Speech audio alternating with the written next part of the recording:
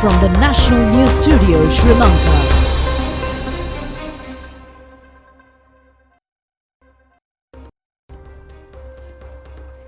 Good evening and welcome to the National News broadcast on ChannelEye. We are coming to you live from the National News Studio here at ChannelEye Rupavahini Corporation. I'm Natalia Veervardhana and joining me is Charita Minipurarachi. First, let's take a look at the headlines. Russian forces are about to capture Ukraine's capital city, Kiev. China supports Russia. The president instructs officials to remove discrepancies when purchasing liquid milk. The national program to hand over 100,000 Ranbima land deeds will be held tomorrow in Ambilipitia. A new hybrid coconut variety, which gives harvest in 3 years, has been introduced. The focus of the entire world is now onto Ukraine as Russian President Vladimir Putin declared war against Ukraine last Thursday. We are here to give you the latest updates on this story. With me is senior journalist Mr. Prasad Dodangodage. Good evening to you, sir. Good evening, Natalia. Yes, what's happening in Ukraine right now? The current situation, we'd like to get the updates from you. Current situation is really grim, Natalia. The battle for capital Kiev is raging. Russian troops are now encircling the capital in two flanks. You can see one armored column move towards Kiev, one from Belarus and one from eastern Russia. Now both columns have reached the northern part of capital Kiev. Now they are in the northern district and they didn't face much resistance from Ukrainian forces. So now these columns are trying to encircle the capital Kiev in two flanks. By the time other Russian troops who entered Ukraine from other areas, they are also moving towards capital Kiev. And there are some reports of using paratroopers as well. Now, what's the reaction of the Ukrainian government? Ukrainian government now, the President Vladimir Zelensky, he is trying to build a resistance from the capital Kiev. He urged all the citizens to fight against invading Russian forces. And at the same time, media reports said Ukrainian government distributed 18,000 machine guns among civilians. And all men, now according to CNN report, all men from 18 to 60 are banned from leaving Ukraine. That means now we can clearly see Ukraine is in a desperate situation and they are trying to mount an offensive. That offensive might be, they are not trying to use civilian, they are not trying to use their forces, but civilians as well. Then what's the reaction of the Ukrainian president? Now he made a special statement, Natalia. He requested the Western powers to act promptly and quickly against the Russian aggression.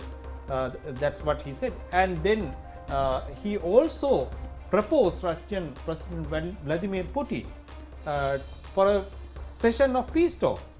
At the same time, the global community, now they are trying to put more pressure on Russia with sanctions. European Union during a special meeting decided to slap very strict sanctions on Russian economy. And there are some protests going on, especially within the Russian territories. Some Russians are now opposing the Russian military move. So these are the developments, Natalia. And according to now another CNN report said the US, even the US intelligence sources, they believe that capital Kiev will fall within days. That was to be my next question. Yeah. With regards to the USA, the response from the USA, how it will be. Yeah, and at the same time, there is a big catastrophic refugee crisis is now looming in Eastern Europe. Over 100,000 Ukrainians, they are now fleeing towards Polish border. So Natalia, this is the beginning of another civilian and humanitarian crisis in the Eastern Europe. So yes, thank you Mr. Prasad for joining and giving you the updates. We'll be bringing you the latest on the Ukraine crisis tomorrow as well. And moving for more local stories, the President has instructed officials today to take steps immediately to remove discrepancies when purchasing liquid milk. The President gave these instructions when he made an inspection tour of Milko factory in Narahempita. Minister Mahindananda Alutgamage and State Minister D.B. Herath also joined the inspection tour with President Gotabaya Rajapaksa. Special attention was paid on price discrepancies when purchasing liquid milk at district level. The President emphasized that the entire process should be monitored to prevent malpractices by middlemen when bringing milk to the organization after purchasing milk from dairy farmers. The President said that measures should be taken to give the correct price to the dairy farmer. The aim of the President's decision is to uplift dairy farmers and to popularize consumption of liquid milk. The President pointed out that there should not be a burden on consumers and change of prevailing prices. The President inspected the process from collecting liquid milk at the factory and production of related products. National Milk Board, which commenced in 1956, was converted into Milko Private Company in 1986. The Milko Company, which was limited only to produced pasteurized milk at inception, has enhanced its production process to produce many other products. The management of the company informed the President that they intervene for the welfare of the farmers. Operations of the milk factory at Badalgama, which is an investment of 600 million euros of Denmark, are scheduled to be commenced in September. The President instructed officials to take steps to grow grass on unutilized lands under the Livestock Development Board and to take steps to develop Narahempita Milko factory as the main center of Digana, Ambevela, Polonnaruwa and Badalgama factories. 8.5 litres of liquid milk are used to produce 1 kilogram of milk powder. Only 45 cups of milk can be made from that. But officials said the requirement can be met with 2.5 litres of liquid milk. The President pointed out the need to encourage people to consume liquid milk by understanding the situation.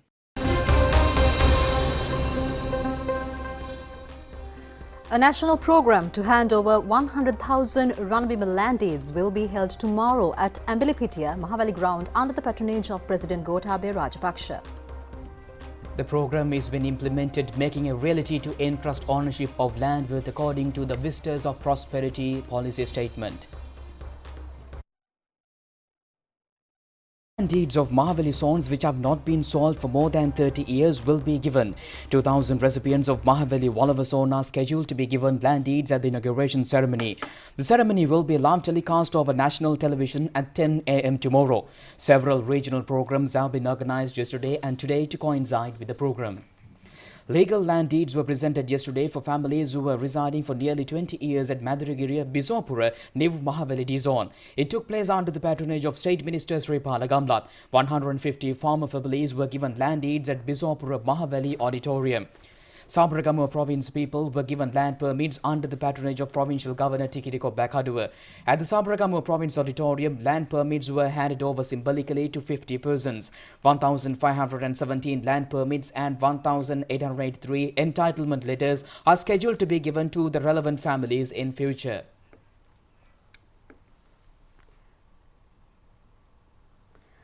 Public Utilities Commission says that there will not be a power cut in the night during weekend. The Commission said that the Electricity Board has been informed to curtail power before 5:30 p.m. on weekend. Many areas have experienced power cuts for nearly 5.5 hours today. Public Utilities Commission said that power cuts have to be imposed if fuel is not received by the Electricity Board to generate electricity. The Commission said there was a shortage of 2,000 metric tons of fuel to generate electricity today. Meanwhile, views were expressed about the electricity crisis during a media briefing today by Sri Lanka Podujana Peramuna. Mr. Udayan Kirigoda said that Public Utilities Commission said on 15th February or a nearest date that there is no need to impose power cuts for 3 months.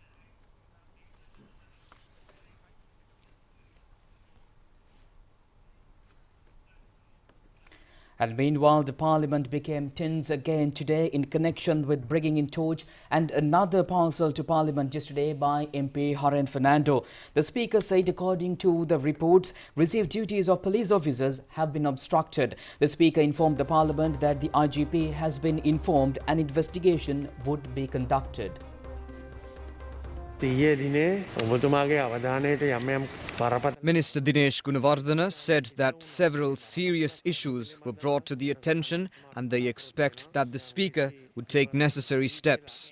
MP Lakshman Kiriyalla said that such incidents occurred in Parliament earlier as well. A flower wreath was brought when Mr. Ranil Wickremesinghe was sitting. These are parts of parliamentary tradition. More serious incidents have occurred in Parliament. Minister Johnston Fernando said that police officers informed him about the incident related to MP Harin Fernando. The police officers said that they have been informed of a personal item in the bag of Mr. Harin Fernando and it had been taken. There is a more serious incident, which is MP Harin Fernando and MP Manush Nanayakara had gone outside again and brought another parcel. When the scan was being done, it had been taken forcefully. There had been various improper behaviour by parliamentarians in the parliament history. Police officers have been severely inconvenienced by taking the parcel forcefully. Such actions seriously affect the security of parliament. The Speaker is requested to request the IGP to conduct an investigation into the incident. ඉතාමත් ගෞරවයෙන් ඉල්ලන්නේ මේකන පරීක්ෂණයක් කරන්න මේක police පොත්තුමාගේ ඉල්ලීමක් කරන්න ඒ නිලධාරීන් කියන්නේ රාජකාරියට බාධා කිරීමක් කියලා. දැන් මෙතනදී වෙලා තියෙන දේ Speaker Mahindayapa Abewardena said that a report has been received into the incident. The struggle is due to the parcel that was brought for the second time by scolding and shouting at police officers. The IGP will be requested to conduct an investigation. There is no problem in protesting, but the problem is related to obstructing government officials. තමන්ගේ රාජකාරිය කරන්නේ පක්ෂ නායකයෝ වශයෙන් ගත්තු තීරණ ඒ උදවියට අපි දැනුම් දීලා තියෙනවා.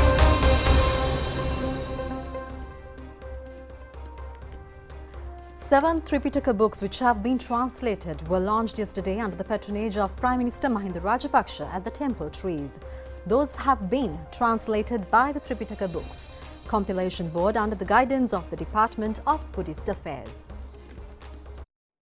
As an extension of Buddha Jayanti Tripitaka Council, Tripitaka Books Compilation Council has translated books for some years without harming the words of the Buddha or changing the meaning. Tripitaka Books series number 20 to 27 were launched as Sinhala Mahanidesa Pali, Sinhala Chula Nidesa Pali, Sinhala Patisambidhama Gappakarana Pali 1, Sinhala Patisambidhama Gappakarana Pali 2, Sinhala Thera Apadana Pali 2, Sinhala Theri Apadana Pali 2, Sinhala Theri Sinhala Buddha Vansha Pali and Charya Pitaka Pali. The Prime Minister offered the books to the Mahasangha, including members of the Tripitaka Books Compilation Board, Rajakiya Pandit Agga Mahapandita, Mahanayaka of Sri Lanka Amarapura, Sri Dharma Rakshita Mahanikaya, Most Venerable Trikunamale Ananda Thera. The translation of 7 books marks the end of Sangruhita Sutra Pitaka with 33 books of Buddha Jayanti Tripitaka book series. The series of books were launched as a result of compiling those in simple language, since the Sinhala translation of the Buddha Jayanti book series were deep in meaning for the general reader. Secretary to the Ministry of Buddha Sasana and Cultural Affairs, Professor Kapila Gunawardena, symbolically offered the books to the Mahasangha. A group of people, including Chairman of Tripitaka Translation Board, Rajakiya Pandit Venerable Dr. Balangoda Sobita Thera, and member Buddhist monks of the Tripitaka Translation Council were present on the occasion.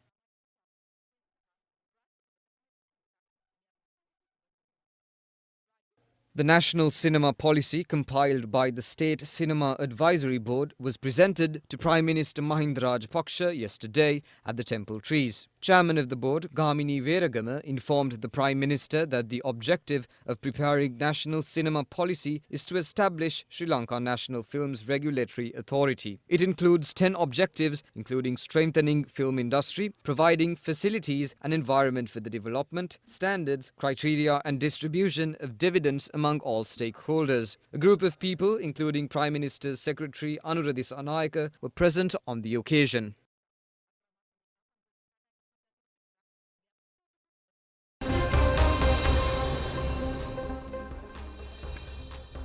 And meanwhile, the restraining order issued on Government Nurses Officers Association has been extended until the 28th by the Colombo Additional Judge Shantini Dias. It was scheduled to announce today whether the restraining order was to be dismissed or to make it a permanent order. The additional district judge decided to postpone it until the 28th since Colombo District Judge Aruna Aludge was on leave. The Colombo High Court ordered to take up the case against 3 suspects including businessman Mohammed Ibrahim in connection with the Easter Sunday attack on the 29th of next month. The order was given when the case was filed today before the Colombo High Court Judge Navratnamar Singha. The Attorney General has filed the case accusing the police was not to inform while being aware about the Easter Sunday terror attack.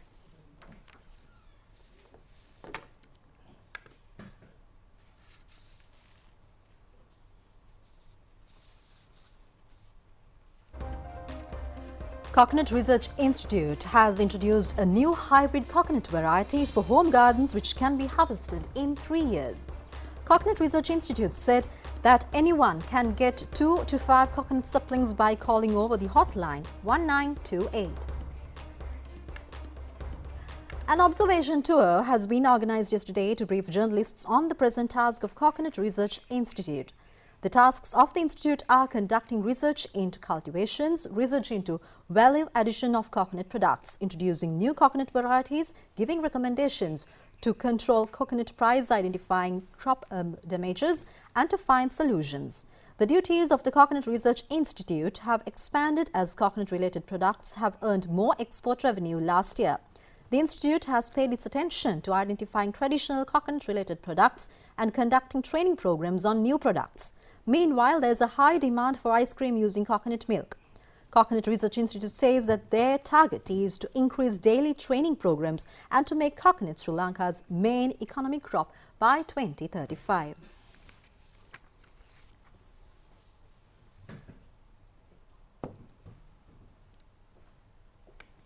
Kodava Lagoon Belt is a beautiful area in the Puttalam district. Program to plant mangrove saplings and coastal clearing took place yesterday with the participation of school students and foreign nationals. Mangrove saplings were planted according to the World Wetlands Day. The program has been jointly organized by the Puttalam District Office of the Central Environmental Authority and Coastal Conservation Department.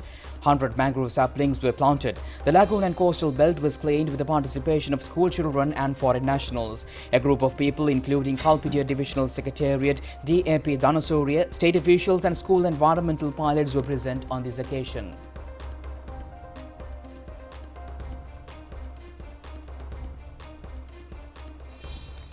And we are moving for a short break and we'll bring you more news right after this. When it comes to the COVID pandemic situation here in the country, Deputy Director General of Health Services Dr. Hemantha Herath did mention that high number of deaths have been reported among the elderly as well as those who have chronic diseases rather. So we're going for the update from Dr. Hemantha Herath.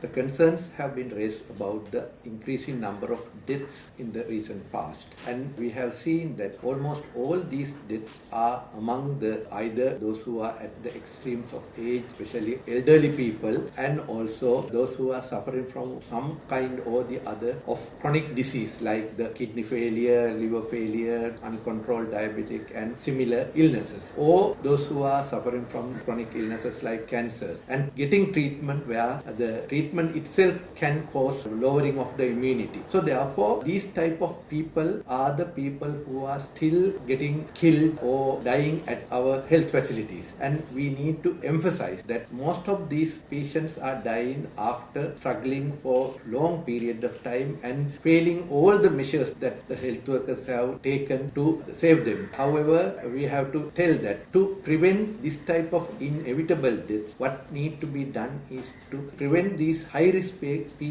patients or people infected with COVID-19 infection. So for that, firstly, these people will get the infection basically if they are negligent, and then if they are not worried about getting the infection, and if they are not adhering to the health guidelines, can happen. And also the family members who are not concerned about the health guidelines and other things, they can bring the disease from outside into their family or into the household, and the at-risk people might get the disease. So therefore, everyone at the household and those who are working with them and high-risk people themselves should adhere to the health guidelines. And in case they get the infection, to protect them or minimizing the risk of getting complications and minimizing the risk of dying, you need to get your appropriate vaccination. All at-risk persons should get their appropriate vaccination and make sure that you are protected. Prime Minister Mahinda Rajapaksa says that late senior journalist Sunil Madhav Prematilaka is an immortal newspaper journalist who used his pen against justice as a humanist. And the Prime Minister has mentioned this in his condolence message issued in connection with the demise of late senior journalist.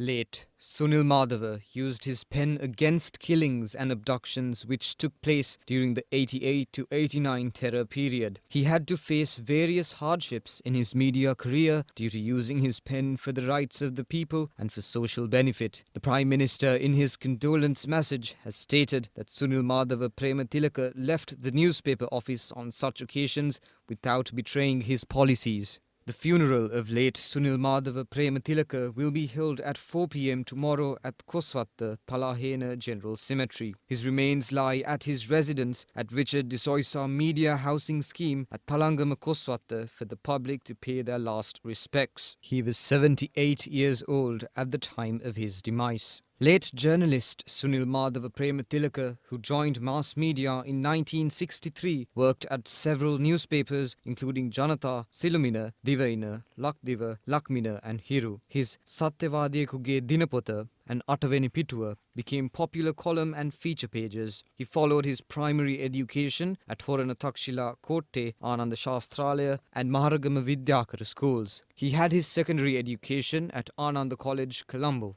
Sunil Madhava Prematilaka is the husband of newspaper journalist Manora Prematilaka and a father of one child.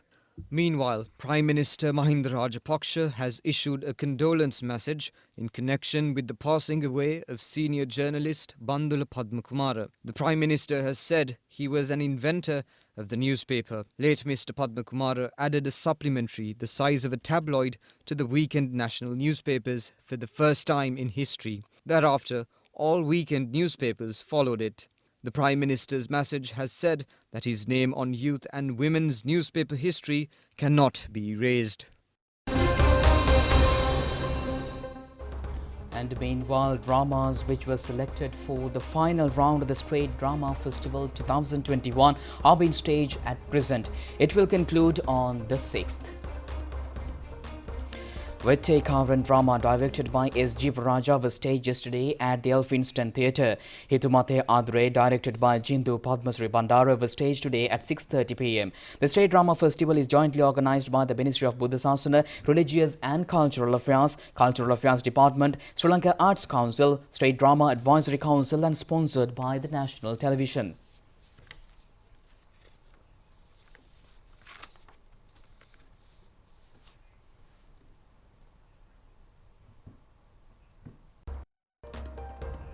And that's it for tonight's news bulletin. We'll bring you more updates tomorrow as well. Join in and we wish you a good night and stay safe. Have a pleasant night.